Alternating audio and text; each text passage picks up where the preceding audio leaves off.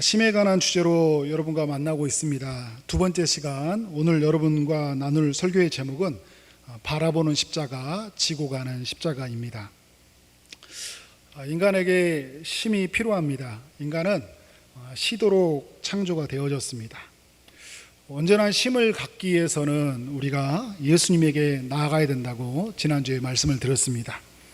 예수님은 완전하고 온전하게 쉴 수 있는 휴게소와 같은 분이시다. 예수님은 줄이고 목마른 우리에게 참된 양식과 음료를 주시는 주유소와 같은 분이시다. 예수님은 우리의 심령을 고쳐주시는 정비소와 같은 분이라는 것을 지난주에 나눴습니다. 휴게소와 주유소와 정비소와 같은 주님을 하나의 장소로 모은다면 그것은 십자가 아래일 것입니다. 십자가는 목마르고 줄인 영혼을 채우는 것이고, 십자가는 우리의 영혼을 쉬게 하는 것이고, 십자가는 우리의 피난처이고, 십자가는 우리의 전 인생을 고쳐주시는 장소입니다. 그렇게 우리는 늘 십자가를 바라봐야 됩니다. 십자가에서 흘린 보혈을 기억해야 됩니다. 십자가에서 죽음을 이기고 부활하신 예수님을 매일 붙잡고 나아가야 됩니다. 그렇게 나아가는 여러분 되어지기를 주님의 이름으로 축원합니다. 십자가를 바라보는 데 있어서 우리에게 쉼이 있다면 또 하나 큰 쉼이 있습니다. 그것은 지고 가는 십자가입니다. 마태복음 11장 28절에서 주님은 수고하고 무거운 짐자들아 다 내게로 오라, 내가 너희를 쉬게 하라고 말씀하고 있습니다. 십자가 아래로 주님이 초청하고 있는 것입니다. 그리고 나서 29절에서 이렇게 말씀하고 있습니다. 나는 마음이 온유하고 겸손하니 나의 멍에를 메고 배우라. 그리하면 너희 마음이 쉼을 얻으리니 30절 이는 내 멍에는 쉽고 내 짐은 가벼움이니라. 할렐루야. 멍에라는 것은 쟁기나 수레를 끌기에 소의 어깨에 올려놓는 나무로 된 도구를 말합니다. 이 도구는 전쟁의 포로나 노예들에게 목에 씌워주는 이기도 했는데요. 소가 멍에를 버는다는 것은 주어진 일을 다 마치고 쉼을 가진다는 의미입니다. 포로나 노예들이 멍에를 버는다는 것은 억압과 노역의 죄의 짐으로부터 자유를 얻는다는 것입니다. 주님은 우리 인생의 무거운 멍에를 제거하기 위해서 오셨습니다. 율법이 주는 멍에, 그리고 세상이 주는 멍에를 제거하기 위해서 주님은 십자가를 지셨습니다. 십자가를 바라보는 자에게는 인생의 무거운 멍에를 벗게 되고 참된 자유를 얻게 됩니다. 십자가 안에서 참된 쉼을 얻게 된다는 것입니다. 그런데 주님이 자신이 주는 멍에를 매라고 이야기를 하고 있습니다. 멍에를 바꿔주시는 것입니다. 우리 인생에 멍에가 없는 것이 아니라 다른 멍에를 주시는데 주님이 주는 멍에를 매라고 이야기하고 있습니다. 그렇다면 11장 29절에서 말하는 이 멍에가 어떤 것일까요? 오늘 제가 제목에서 말씀드렸던 이것은 지고 가는 십자가입니다. 따라서 해볼까요? 지고 가는 십자가입니다. 우리가 지고 가야 하는 십자가입니다. 십자가를 지는 삶이란 이렇게 표현할 수 있을 것 같습니다. 주님의 뜻을 어깨에 메고 가는 삶이 되었다. 좀 더 쉽게 말한다면 주님의 뜻을 순종하며 살아가는 삶이 되었다는 것입니다. 주님의 십자가를 진다, 주님의 뜻을 어깨에 메었다, 주님의 순종한다, 뜻에 순종한다라는 것은 모두 같은 말이라고 볼 수 있습니다. 우리는 주님의 뜻이라면 그것이 어디든지 갈 수 있는 마음이 있어야 됩니다. 알고 골자 빈들에도 갈 수 있어야 됩니다. 주님의 뜻이라면 누구든지 찾아갈 수 있어야 됩니다. 정말 미워하고 싫어하고 가고 싶지 않은 사람에게도 있지만 주님이 가라 하시면 그에게 찾아가서 사랑의 메시지를 전해야 될 것입니다. 주님의 뜻이라면 나에게 큰 상처를 준 사람에게 찾아가서 용서의 메시지를 전해야 될 것입니다. 주님의 뜻이라면 우리는 무엇이든지 행할 수 있어야 됩니다. 엄청난 피해와 손해를 끼쳤던 사람에게 우리는 그에게 용서의 사랑을 베풀어야 될 것입니다. 우리는 무엇이든 할 수 있어야 됩니다. 사람들의 비난과 욕을 들을 수 있지만 그것으로부터 우리의 삶이 얽매여 살아가는 것이 아니라 그것을 풀고 그 사람과 함께 화해하며 하나님의 사랑을 이루는 일에 우리는 무엇이든지 할 수 있는 삶의 용기가 필요합니다. 우리는 무엇이든지 말할 수 있어야 됩니다. 구원의 소리, 심판의 소리, 책망의 소리, 진리를 예체해야 될 때 꼭 필요한 것에 하나님의 메시지를 전해야 될 우리의 책임이 있습니다. 이 시대를 향한 책임, 교회를 향한 책임, 또 우리 이 안상과 또 우리 삶의 모든 삶에 주어져 있는 그 책임을 가지고 하나님 앞에 나아가는 삶, 이것이 우리에게 십자가를 지고 가는 삶, 하나님의 뜻을 어깨에 메고 가는 삶이라고 할 수 있습니다. 말씀을 준비하다가 요나와 사도 바울이 생각이 났습니다. 여러분도 잘 아시다시피 요나는 니느웨로 가라는 하나님의 뜻을 저버리고 다시스를 향하는 배를 탔습니다. 사도 바울은 하나님의 뜻이 있는 곳이라면 어디든지 가는 사람이었습니다. 하나님은 바울을 제수의 몸이 되게 해서 로마로 가는 배에 탑승을 하게 했습니다. 요나도 배를 탑승을 했고 바울도 배에 탑승을 했습니다. 요나는 자의적으로 자기가 선택해서 배를 탔다면 바울은 자기의 선택이 아닌 죄수가 되어서 강요함으로 배에 탈 수밖에 없었습니다. 그런데 하나님의 뜻에 불순종한 요나가 탄 배도 또 하나님의 뜻에 순종한 바울이 탄 배도 모두 풍랑을 맞았는데 배 안에 있는 사람들은 모두 살아났습니다. 죽음의 위협에서 건져내어졌는데 죽음의 위협이 찾아올 때 우리 배 안에 있는 모든 이들은 두려움에 빠져 있었습니다. 그러나 바울은 어떤 모습을 보여주고 있습니까? 죽음의 두려움의 한복판에 있는 가운데서도 마음의 평안함을 가지고 사람들을 향해 안심하라, 두려워하지 말라, 하나님이 건져주실 것이라는 그런 믿음의 말을 전합니다. 여러분, 요나는 어떻게 하고 있습니까? 배 아래 밑에서 잠을 자고 있습니다. 영혼의 평안함이 있어서 그가 잠을 자고 있을까요? 하나님의 뜻을 저버리는 영적인 무감각함에서 오는 그런 잠이라고 할 수 있습니다. 요나의 그런 불순종한 삶의 태도, 또 바울의 그런 순종한 삶에 있는 모습들을 통해서 하나님은 그 배에 있는 삶을 구원해 주셨는데, 오늘 이 말씀은 요나가 순종했기 때문에 그의 배에 있는 사람들이 살아났다, 불순종했기 때문에 살아났다, 순종했기 때문에 살아났다, 이런 것을 말하는 것이 아니라, 하나님은 요나의 삶을 배에서 어떻게 합니까? 버려져서 물 밖에, 요나를 물 밖에서 물고기 뱃속에서 하나님이 구원하시고 배 안에 있는 사람들을 요나가 죽게 하심으로 살게 하셨어요. 바울은 배 안에 있으면서 바울과 그 일행들이 모두 살아나게 하셨던 것을 볼 수 있습니다. 제가 집중하고 싶었던 건 뭐냐면, 하나님의 뜻에 순종했던 바울의 마음속에는 평안함이 가득했지만 요나의 그 하나님의 뜻에 불순종한 요나의 마음속에는 분노와 짜증만이 가득했다는 것입니다. 그가 여러분 니느웨에 도착했을 때 회개의 예침을 하고 나서 많은 이들이 하나님 앞에 돌아오는 모습들을 볼 수 있습니다. 그때 요나가 어떤 모습을 보여준가요? 성을 내고 분노했다고 해요. 왜요? 하나님이 선택한 사람 이스라엘이라고 생각했는데 이 니느웨 사람들, 이방 민족에게 악을 행하는 이 사람들에게 하나님의 복음이 증거된 것에 대한 매우 분노, 그의 특권의식과 그 우월의식 속에 살아있는 그의 삶에, 하나님의 뜻을 저버리는 그의 삶에 다른 것이 찾아오니까 분노하고 성내는 모습을 볼 수 있습니다. 하나님 나라에서는 잔치가 벌어졌는데 그의 마음은 지칠 대로 지쳐 있었습니다. 하나님께서 그의 삶에 박넝쿨을 예비하셔서 쉬게 하셨는데 벌레가 먹자 어떻게 합니까? 또 화를 냅니다. 햇빛이 그의 머리에 비추게 되니까 어떻게 됩니까? 화를 냅니다. 차라리 혼자 내가 사는 것보다 죽는 것이 낫겠다, 이렇게 계속해서 말만 하고 있을 뿐이에요. 그는 하나님의 나라를 전하는 삶이었지만 깨어있을 순간에 그의 영혼은 무감각해야 됐고, 하나님의 나라의 그 잔치를 누려줄 순간에 짜증과 분노만 가득했습니다. 하나님 나라는 잔치가 이루어져 있지만 자신의 삶 안에는 영혼의 안식이 없는 분노와 그런 짜증만 가득하는, 그런 후회와 한숨만 가득하는 그의 삶을 볼 수 있습니다. 그런데 여러분, 바울의 삶은 어떠했습니까? 바울은 풍랑이 있는 그런 순간에도 하나님 앞에 그 평안함을 잃지 않았고, 그가 풍랑이 있기 전에 어디를 가든 누구를 가든 무슨 일을 하든 간에 자기가 원하는 상황이 이루어지지 않았을 때도 그는 마음의 평정심을 잃지 않았습니다.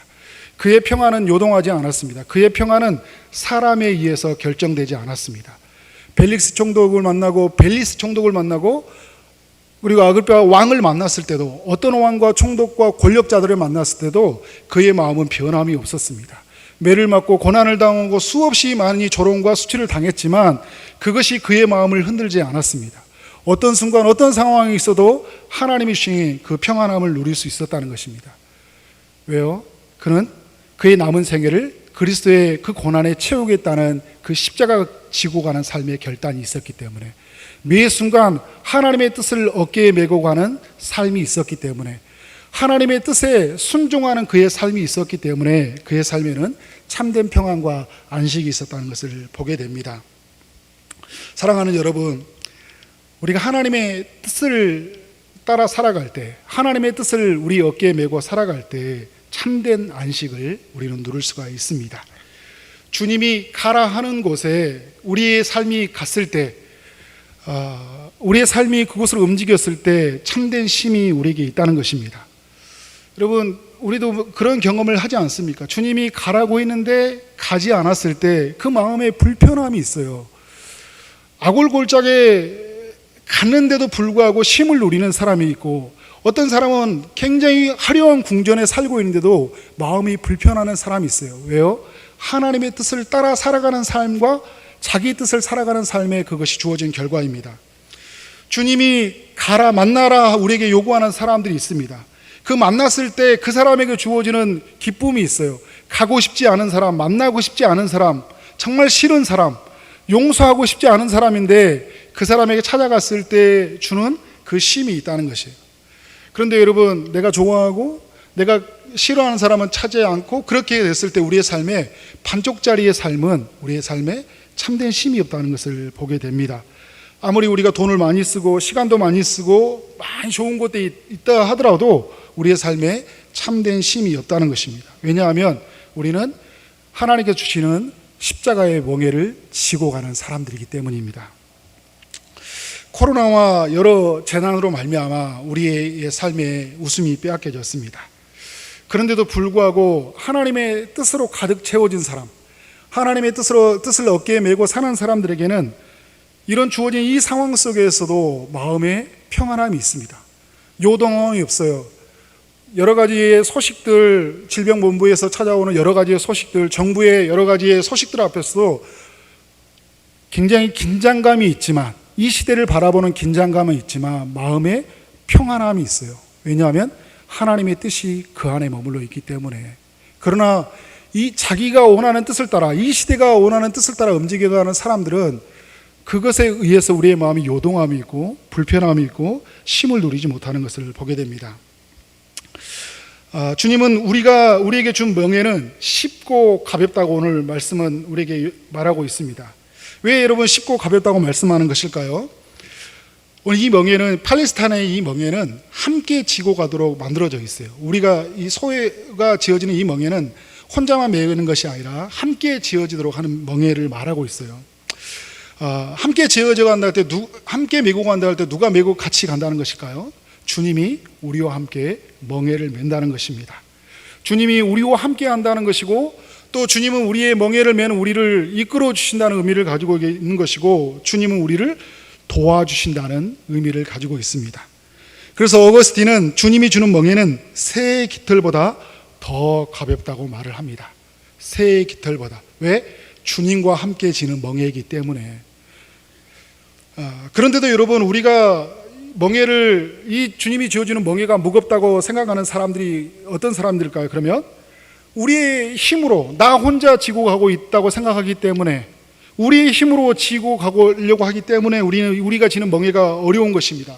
주님은 우리에게 성령을 보내셔서 성령을 통하여, 성령을 의지하여 주님이 주신 이 멍에를 기꺼이 질 수 있도록 하셨는데 우리의 힘으로 이 일들을 감당하려고 하니까 너무나 어려운 것입니다. 바라보는 십자가가 없고 지고 가는 십자가가 없기 때문에 우리의 삶은 쉼이 없는 것입니다. 우리의 힘으로 성령을 의지하지 않고 우리의 계획과 우리의 삶으로의 모든 뜻대로 살아가니까 우리의 삶에 쉼이 없는 것입니다. 어떻게 해야 될까요, 여러분? 주님은 자신에게 와서 배우라고 이야기를 합니다. 주님이 오늘 우리에게 하나님의 나라 안에서 어떻게 쉼을 가져야 되는지, 하나님의 뜻을 따라 사는 것이 어떤 것인지, 하나님의 뜻을 어깨에 메고 사는 것이 어떤 것인지를 직접 우리에게 보여주셨고 우리에게 가르쳐 주셨습니다. 공생의 기간 동안 예수님의 제자들에게 하나님 나라 안의 삶이 어떤 것인지 가르쳐 주셨다는 것입니다. 예수님은 우리에게 하나님의 그 뜻을 이루는 일을 이루기 위해서 어디든지 가셨습니다. 갈릴리에 가셨고 예루살렘에 가셨고 사마리아 땅을 향해 가셨고 대가발리아와 이방 지역을 가셨습니다. 왜냐하면 이것이 하나님의 뜻을 이루는 것이었기 때문입니다. 예수님은 하나님의 뜻을 이루는 것이라면 누구든지 찾아가셨습니다. 영원히 목마른 사마리 여인에게 찾아가셨고 사람들의 수군거림의 대상인 세리와 죄인들에게 찾아가셨습니다. 가난하고 병이 들고 귀신 들린 자를 찾아가셨습니다. 예수님은 하나님의 뜻을 이루는 것이라면 무엇이든 행하셨습니다.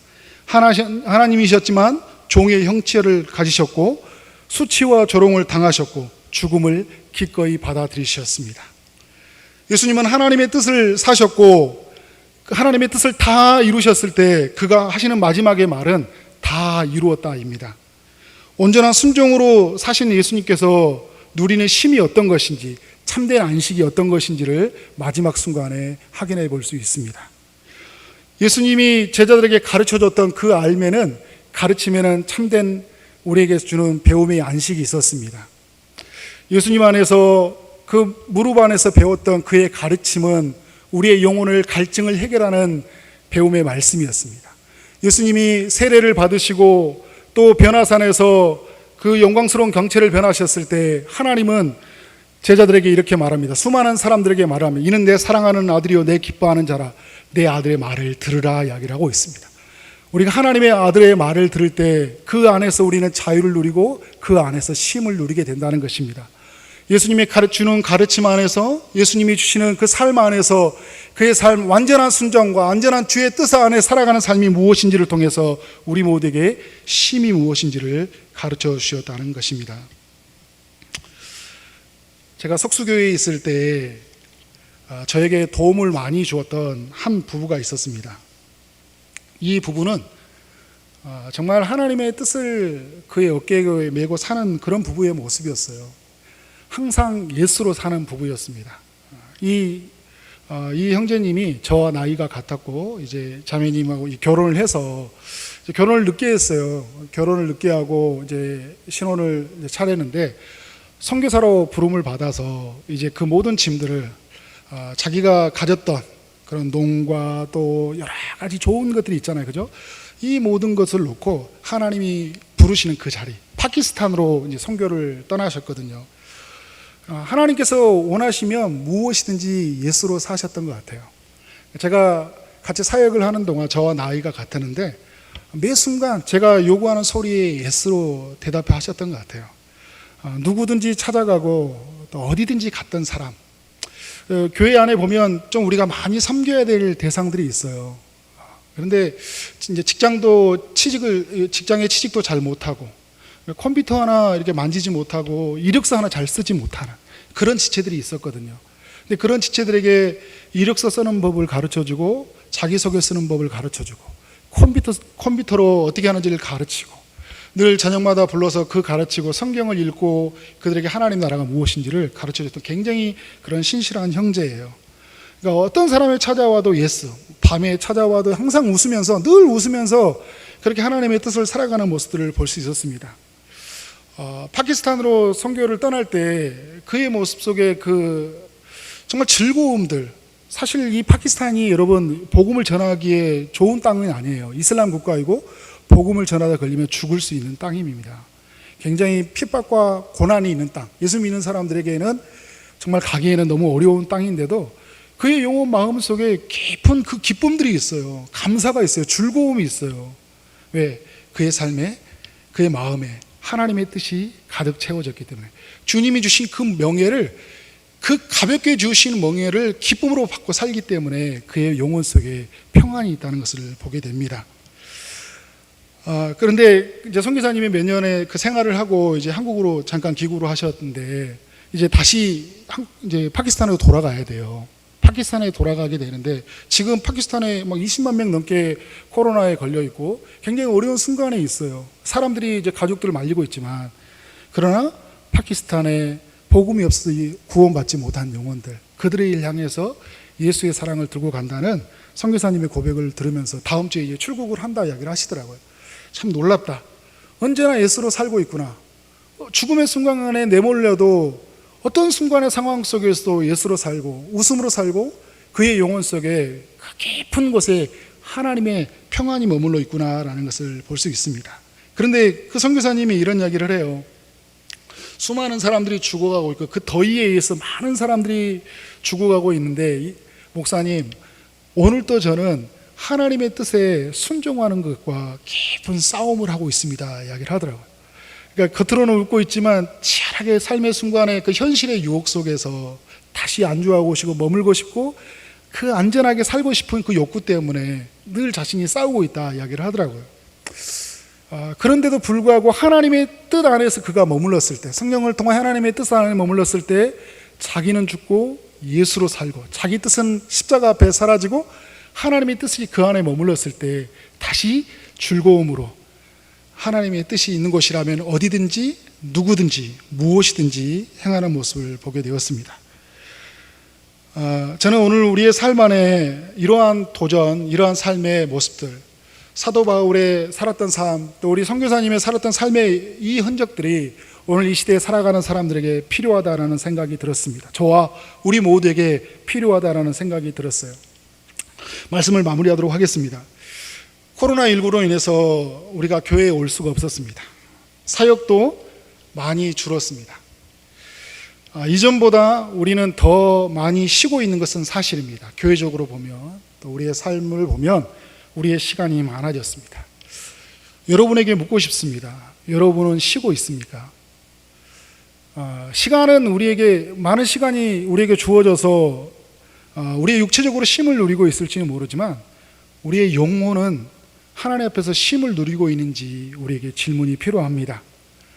오늘 우리에게는 바라보는 십자가가 필요합니다. 우리를 위해서 죽으신 십자가, 우리의 영혼의 굶주림을, 우리의 목마름을 채우는 그 십자가 아래에 우리는 가야 됩니다. 우리의 피난처이신 그 십자가 아래에 가서 우리는 쉬어야 됩니다. 우리는 끊임없이 십자가를 바라보는 삶이 되어야 됩니다. 그리고 우리는 지고 가는 십자가가 되어야 됩니다. 바라보는 십자가에서 지고 가는 십자가가 되어야 됩니다.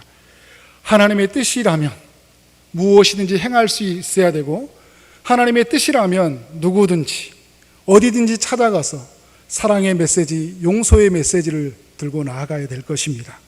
이 시대 속에서 우리가 코로나로 인해서 교회됨이 무엇인지, 하나님의 백성됨이 무엇인지, 이 시대 속에 내가 책임져야 될 것이 무엇인지, 사람들의 고통을 내가 이 시대의 사람들에게 있는 그 아픔과 고통을 감수해야 될 것이 무엇인지, 나만을 돌아보는 것이 아니라 그들의 삶에 필요한 것이 무엇인지를 찾아보는 삶의 결단이 필요하다는 것입니다. 여러분, 우리의 삶에 좀 구체적인 적용들이 많이 필요해요. 힘든 사람들이 있을 때 어떻게 해야 될까요? 힘든 사람이 있을 때 전화 한 통 해볼 수 있겠죠, 그죠? 전화 한 통 해서 수다도 떨어볼 수 있고, 직접 찾아가지 못하니까 선물도 보내줄 수 있을 것이고, 또 우리가 다 그들을 살펴볼 수 없으니까 정말 그들을 위해서, 정말 우리가 주어진 자리에서 그들의 영혼을 위해서 기도하는 것들, 하나님의 사랑의 메시지들을 증거하는 것들, 정말 이런 순간에 좀 적극적인 사람들, 또 예양적인 사람들은 사람들 안에서 자기 자신을 노출하는데요, 내성적인 사람들은 숨습니다. 사람들에게 자신을 드러내지 않아요. 전에는 교회에 왔을 때 함께 얼굴을 내밀기 때문에 아픈지 힘든지를 조금이라도 알 수 있는데, 지금은 그가 아픈지 힘든지 우리가 알아볼 수가 없어요. 우리의 삶의 사랑의 메시지, 또 우리가 가지고 있는 여러 해의 삶의 가지고 있는 하나님의 그 은혜의 메시지를 전달하면서 그들의 마음속에 주는 그 쉼을 누리게 하고, 또 오늘 우리도 어떻게 해야 될까요? 쉼을 누리는 사람. 때로 우리의 삶 안에 지금 이 순간에 갈등과 반목의 사람들이 있을 것입니다. 그들에게 찾아가서 사랑과 용서의 메시지를 할 수 있는 것들, 찾아갈 수 없으니까 문자로밖에 할 수 없잖아요, 그죠? 그러나 그 문자의 메시지 속에 그 사랑의 메시지를 담겼을 때 정말 이런 어려운 순간에 그의 마음속에 영혼의 쉼이 얼마나 크겠습니까? 그런 여러분들의 삶이 되어지기를 주님의 이름으로 축원합니다. 세상이 줄 수 없는 그런 쉼들, 예수 믿는 사람들이 누릴 수 있는 그 쉼을 누리는 축복의 통로, 또 은혜의 통로로 살아가는 여러분 삶 되어지기를 주님 이름으로 축원합니다.